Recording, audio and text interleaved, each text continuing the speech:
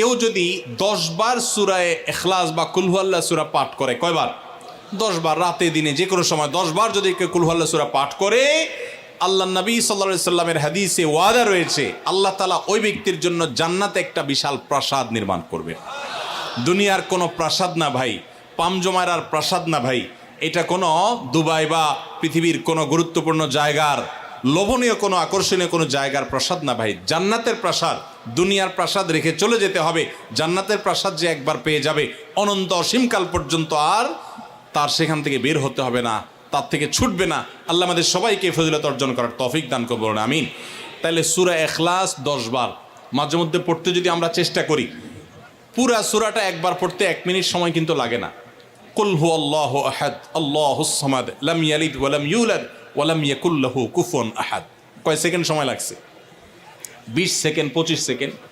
আপনি চাইলে 1 মিনিটে 3 বার কুল হুয়াল্লাহ সূরা পড়তে পারেন, তার মানে 1 মিনিটে পুরো কোরআন খতম দেওয়ার সওয়াব আপনি লাভ করতে পারেন।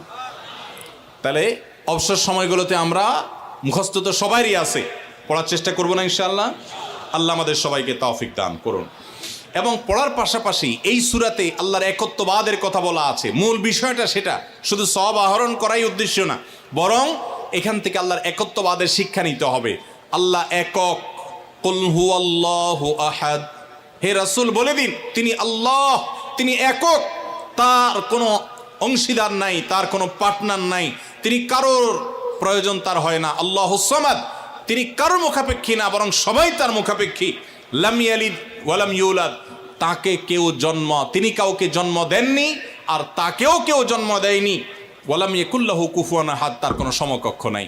ভাইরা আমার, আমাদের সমাজে এক শ্রেণীর নাস্তিক আছে, বরং সকল নাস্তিক ইসলাম এবং মুসলমানদের প্রতি বিদ্বেষ লালন করে, তাদের বড় অংশ। এই নাস্তিকদের একটা কমন প্রশ্ন হলো, তারা বলে আল্লাহ যদি আমাদের সবার সৃষ্টিকর্তা হয় তো আল্লাহর সৃষ্টিকর্তা কে? নাউজুবিল্লাহ। এরকম একটা প্রশ্ন নাস্তিকরা করে। নবী সাল্লাল্লাহু আলাইহি সাল্লামকে কোন কোন মুফাসসিরদের মতে এই প্রশ্নটাই করেছিল ইহুদিরা। কারা প্রশ্ন করেছিল? ইহুদিরা।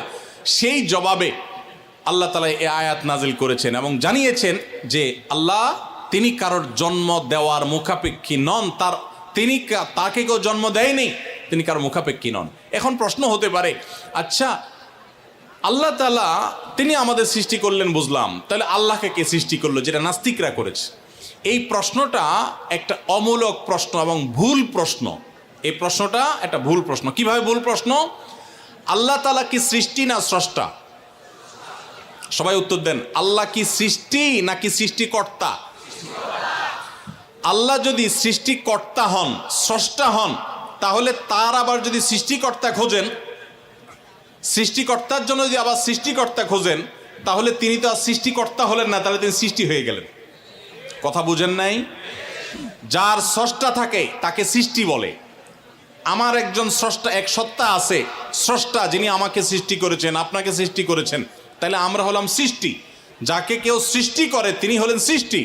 আমাদের আল্লাহর যদি আরেকজন স্রষ্টা আপনি খোঁজেন, তার মানে আপনি আল্লাহকে সৃষ্টি মনে করতেছেন। আসলে আল্লাহ তো সৃষ্টি না, তিনি হলেন কে? স্রষ্টা। স্রষ্টার আর কোনো সৃষ্টিকর্তার প্রয়োজন। যদি বলেন যে আল্লাহরও আবার সৃষ্টিকর্তা লাগবে, তখন তো প্রশ্ন আসবে সেই সৃষ্টিকর্তার আবার সৃষ্টিকর্তাকে। এইভাবে তো অনন্ত অসীমকাল পর্যন্ত যেতে থাকবে, এটা তো হতে পারে না। এই জন্য পৃথিবীর সব কিছু, সৃষ্টি জগতের সব কিছু কোনো কারণ ছাড়া হয় না। এক মহান সত্তা আল্লাহ রাব্বুল আলামিন, তিনি এমন এক সত্তা যে তিনি নিজে সব কিছু সৃষ্টিকর্তা, তাকে কেউ সৃষ্টি করেন নাই। তার আগে চিন্তা করে যদি আপনি হয়রান হন তো আল্লাহর কাছে পানা চাইবেন, বরং এই চিন্তা না করে আপনি আল্লাহর প্রতি ঈমান আনবেন, শয়তান থেকে পানা চাইবেন। এই যে 3 কুল, এই 3 কুলের আমল এত গুরুত্বপূর্ণ যে আপনাকে শয়তান যখন মনের ভিতর আল্লাহর অস্তিত্ব নিয়ে বাজে চিন্তা করায়, আমাদের কাছে যেসব প্রশ্ন আসে আজকাল, শত শত প্রশ্ন আসে যে হুজুর হঠাৎ করে মনের মধ্যে আল্লাহ সম্পর্কে বাজে চিন্তা আসে, খারাপ চিন্তা আসে, খারাপ কথা মনের মধ্যে আসে, এটা শয়তান করায়। এটা যখন মনের মধ্যে আসবে, সাথে সাথে আউযু বিল্লাহি মিনাশ শাইতানির রাজিম পড়বেন, এই সূরা ইখলাস, ফালাক, নাস পড়বেন এবং বাম দিকে প্রতীকী থুতু, প্রতীকী থুতু শুয়ের আগায় যে পরিমাণ থাকে এরকম থুতু বাম দিকে যদি নিক্ষেপ করেন এবং আউযুবিল্লাহ পাঠ করেন, আল্লাহ তাআলা শয়তান থেকে পানাহ দান করবেন। এবং মনে রাখবেন, মুসলমানের মনের ভিতরে আল্লাহ সম্পর্কে বাজে চিন্তা আসলে বুঝতে হবে যে ইবলিস হাজির হয়ে গেছে। কে হাজির হয়েছে? ইবলিস আমার মনের ভিতরে কুচিন্তা ঢুকাচ্ছে। এটা মনে হওয়ার সাথে সাথে আমি আরো জোরসে বলবো, কুল হুয়াল্লাহু আহাদ আল্লাহুস সামাদ লাম ইয়ালিদ ওয়া লাম ইউলাদ ওয়া লাম ইয়াকুল লাহু কুফুয়ান আহাদ। আল্লাহ আমাদের সবার ঈমানকে হেফাজত করার তৌফিক দান করুন। ভাইরা আমার,